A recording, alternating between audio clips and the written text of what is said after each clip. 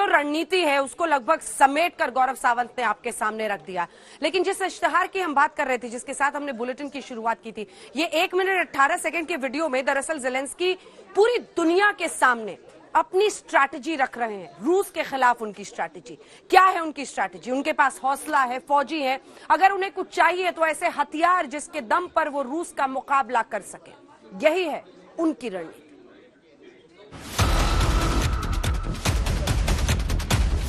युद्ध काल में इस तस्वीर के मायने बहुत बड़े हैं।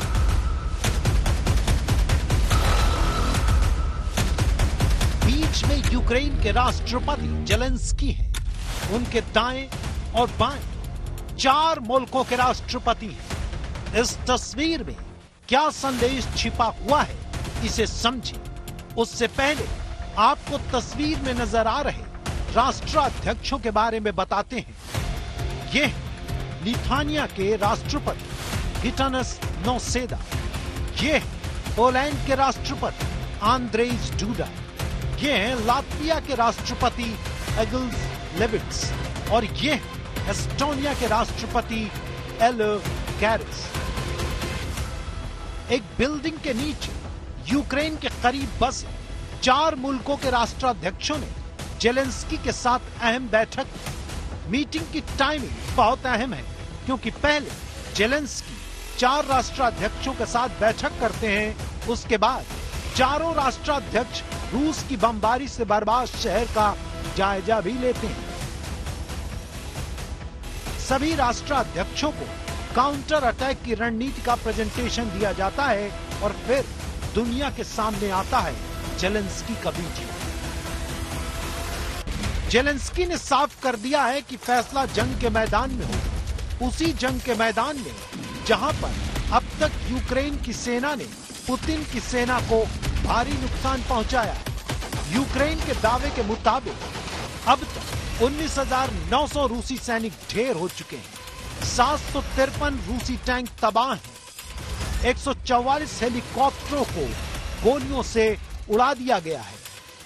160 लड़ाकू विमान गिरा दिए गए हैं। 134 ड्रोन गिरा दिए गए। 1968 सैन्य गाड़ियां तबाह हैं। जो आंकड़ों के जरिए दावे किए गए, उसी दावे की तस्दीक करता है ये वीडियो। आप देख सकते हैं रूसी सैनिकों के हेलमेट मौजूद हैं। 1-2 नहीं बल्कि दर्जन के हिसाब से। ज़ेलेंस्की की बात तो रूसी सेना उस दलदल में फंस चुकी है जहां उसका अंत निश्चित है। जंग के मैदान में रूसी सेना के पांव उखड़ रहे हैं, लेकिन 50 दिनों के युद्ध में अब यूक्रेनी सेना के बेड़े में हथियारों की कमी है। यानी फौजी तो हैं, लेकिन हथियार नहीं है। यही वजह है कि पुतिन की सेना का काउंटर करने के लिए यूक्रेन को भारी तोपों की दरकार है, जिससे जंग के मैदान में वो पुतिन की सेना पर हमला करे।